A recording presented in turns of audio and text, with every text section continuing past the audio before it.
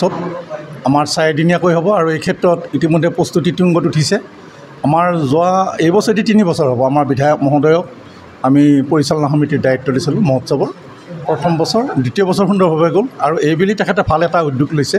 আনকি মুখ্যমন্ত্ৰী মহোদয়ৰ জৰিয়তে তেখেতে আলোচনা কৰি সত্ৰখনৰ উন্নয়নৰ ক্ষেত্ৰত এটা সুন্দৰ পদক্ষেপ লৈছে। তেখেতে এই কথাখিনি কৈছেই আৰু আমি আশা ৰাখিছোঁ আমাৰ ভক্তমান ৰাইজ আহি ইয়াত সেৱা সৎকাৰ কৰি সত্ৰখনক আৰু মহীয়ান কৰিব। নিশ্চয় আমি সেইটো আশা ৰাখিছোঁ আৰু আঞ্চলিক ৰাইজেও ইয়াত সকলোৱে উগুৰি খাই পৰিছে যাতে সত্ৰখনক বিশেষকৈ আধ্যাত্মিক দিশত সুন্দৰভাৱে আগবাঢ়ি যায় আৰু চৰকাৰীভাৱেতো বাকীখিনি কাম কৰিব। আমাৰ বিধায়ক মহোদয়েতো কৈছে যে দ্বিতীয় অযোধ্যা কৰি পেলাব, এই ক্ষেত্ৰত প্ৰস্তুতি তেওঁলোকে চলাই আছে। আমি আশা ৰাখিছোঁ আটাইখিনি ভগৱন্তই কৰিব আৰু আমাৰ 4দিনীয়া 5টি মহোৎসৱ সুন্দৰভাৱে পৰিচালিত হ'ব। খতৰা সত্ৰ আচলতে দৰঙৰ স্বাভিমান। খতৰা সত্ৰক লৈ দৰঙী ৰাইজে গৌৰৱ কৰে। এইখন এখন আধ্যাত্মিক, সাংস্কৃতিক, ধৰ্মীয় ক্ষেত্ৰ আৰু খতৰা সত্ৰ অসমৰ সত্ৰতকৈ ব্যতিক্ৰম ধৰ্মী সত্ৰ।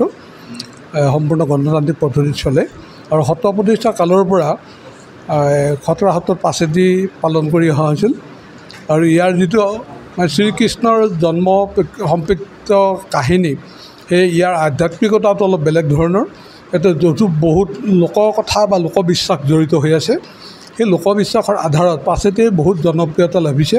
সেই পাছেদি গৈ এটা পাছেদি উৎসৱ হ'ল আৰু পাছেদি আজি এটা মহোৎসৱৰ ৰূপ পাইছে।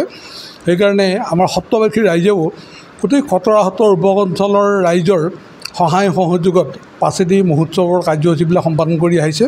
এইবেলিও তেনেধৰণে আমি আজি 1.5 মাহ আগতেই ৰাজহুৱা সভাপাতি আৰু স্থানীয় বিধায়ক ডক্টৰ পৰমানন্দ ৰাজবংশীদেৱক সভাপতি হিচাপে লৈ এখন বৃহৎ সমিতি গঠন কৰিছোঁ আৰু সকলো ৰাইজে ইয়াত আন্তৰিকতাৰে সহযোগ আগবঢ়াইছে। আজি এখন সভা আছিলে, বিধায়ক মহোদয়ে সভাত সভাপতিত্ব কৰিছে। জিলাৰ আয়ুক্ত, জিলাৰ আয়ুক্ত, আৰক্ষীৰ প্ৰশাসন, পাথৰুঘাট আমাৰ ৰাজহ চক্ৰৰ বিষয়া, এনেকৈ গোটেই জিলা প্ৰশাসনৰ বিষয়াসকলে এই অনুষ্ঠানত আহি সহযোগ কৰিছে। আমি আশা ৰাখিছোঁ যিহেতু সত্ৰ পৰিচালনা সমিতিয়ে গোটেই অনুষ্ঠানটো বৃহৎ অঞ্চলত চলোৱাটো সম্ভৱ নহ'ব, ইয়াত সুৰক্ষিত সকলো ৰাইজৰ আমি সহায় সহযোগ বিচাৰিছোঁ আৰু জিলা প্ৰশাসনৰ লগত আমি পৰৱৰ্তী পৰ্যায়ত যিখিনি যাৱতীয় কাম থাকিব সেইখিনি কাম কৰিব। আৰু দেখিছোঁ যে মুখ্যমন্ত্ৰী মহোদয়ৰ খতৰা সত্ৰৰ প্ৰতি এটা সুদৃষ্টি পৰিছে। ইতিমধ্যে এটা মাহতেই মুখ্যমন্ত্ৰী মহোদয় দুবাৰকৈ খতৰা সত্ৰ দৰ্শন কৰিলে আৰু এতিয়া আমি আশা কৰি আছোঁ যে মহোৎসৱ উদ্বোধন কৰিবৰ কাৰণে অসমৰ মুখ্যমন্ত্ৰী মহোদয়ক আমি বিধায়ক মহোদয়ৰ জৰিয়তে আমি প্ৰাৰ্থনা জনাইছোঁ আৰু লগতে তেখেতৰ যি ঘোষিত তেখেতৰ সপোনৰ যিখন খতৰা সত্ৰ বনাব খুজিছিলে তাৰো আমি শিলান্যাসটো আমি 5টি মহোৎসৱৰ লগত কাৰ্যসূচীত জড়িত কৰিব বিচাৰিছোঁ।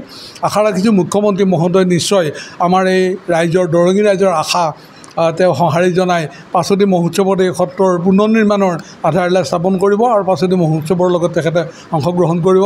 ইয়াৰ লগত স্থানীয় আমাৰ সাংসদ আমাৰ 5টি উৎসৱে নতুন মাত্ৰা পাব, যিহেতু মুখ্যমন্ত্ৰী মহোদয়ৰ যিটো ঘোষণা আৰু যিটো নেকি তেখেতৰ পৰিকল্পনা, এই গোটেই পৰিকল্পনা সম্পৰ্কে ইতিমধ্যে অসমবাসী ৰাইজে গম পাইছে আৰু অসমৰ বহু মানুহে কাম আৰম্ভ নহওঁতেই চোৱাৰ এটা হেঁপাহ আছে। সেইবাবেই এইবাৰ আমাৰ যিখন আমাৰ পৰিচালনা সমিতি, এই সমিতিখনে ৰাজহুৱাভাৱে আমাৰ নেতৃত্বত এটা দায়িত্ব অৰ্পণ কৰিছে আৰু এই সত্ৰ যিখিনি মানুহ বা যিখিনি পৰিচালনা সমিতি সকলোৰে সৈতে আলোচনা কৰি পেলাইহে আমি কামখিনি আগৰ দৰে আগবঢ়াই নিয়াৰ কাৰণে আমি প্ৰস্তুতি পৰ্বৰ শুভাৰম্ভণি কৰিছোঁ। আৰু আজি দেখিছে যে ৰাইজ আগবাঢ়ি আহিছে, সত্ৰখন নিজৰ বুলি আঁকোৱালি লৈছে আৰু দৰঙৰ ভিতৰত মই নক'ম, অসমৰ ভিতৰতেই এই সত্ৰখনৰ বাবে আমাৰ মুখ্যমন্ত্ৰী মহোদয়ে ইতিমধ্যে আমিন গাঁৱৰ পৰা খতৰা সত্ৰলৈকে এটা নতুন পথৰ নামকৰণ কৰিছে আৰু সেই পথছোৱাও যাতে একেবাৰে আমাৰ সুন্দৰভাৱে অসম মালাৰ দৰে নিৰ্মাণ হয়, তাৰ কাৰণে ইতিমধ্যে তাৰে এটা শুভাৰম্ভণিও হৈছে। সেইটো হৈছে কি যে একেবাৰে লেঙা কুৰুৱাৰ পৰা, কাৰণ লেঙা কুৰুৱালৈকে ধৰক সেই ৰাস্তাটো আছে ইতিমধ্যে আমিন গাঁৱৰ পৰা, গতিকে সেই ৰাস্তাটো আমাৰ অসম মালাৰ আৰ্হিত নিৰ্মাণৰ কাৰণেও ইতিমধ্যে প্ৰস্তুতি সম্পূৰ্ণ হৈছে। গতিকে এই ধৰণে আমাৰ মুখ্যমন্ত্ৰী মহোদয়ৰ যিটো সপোন যে এইখন দ্বিতীয় অযোধ্যাক তেখেতে যান জঁটৰ ক্ষেত্ৰত বা যাতায়াতিৰ ক্ষেত্ৰত যাতে সকলো ভাৰতৰ মানুহ, অসমৰ মানুহ যাতে আহিব পাৰে, তাৰ কাৰণে 4 লেন যিটো আৰম্ভ হৈছে, 4 লেন যিটো আমাৰ একেবাৰে 4 আলিৰ পৰা বা এটা 4 আলিৰ পৰা একেবাৰে আমাৰ ক'লৈ যে আমাৰ তেজপুৰৰ মিছন চাৰিলৈকে 4 লেন হ'ব আকৌ 4 লেনৰ পিছত আকৌ আপোনালোকে জানেই যে আমাৰ যিটো ডুমনি চকীৰ পৰা ইয়ালৈকে খটৰাসত্ৰলৈকে ধুনীয়াকৈ এটা পথ নিৰ্মাণ কাৰ্য চলি আছে কিন্তু ভৱিষ্যতে হয়তো 1.5 বছৰৰ পাছত এইটো আকৌ অসমমালাৰ আৰ্হিত নিৰ্মাণ কৰাৰো মানে এটা মানে প্ৰস্তাৱ আছে গতিকে মই ভাবোঁ যে এই ধৰণে আমাৰ মুখ্যমন্ত্ৰী মহোদয়ৰ প্ৰচেষ্টাত আৰু আমাৰ সত্ৰৰ যিসকল ভক্তপ্ৰাণ ৰাইজৰ আশীষত আমাৰ সকলোৰে মানে সদিচ্ছাত এই অযোধ্যা আমাৰ অযোধ্যাখনে নতুন ৰূপত মহিমামণ্ডিত হ'ব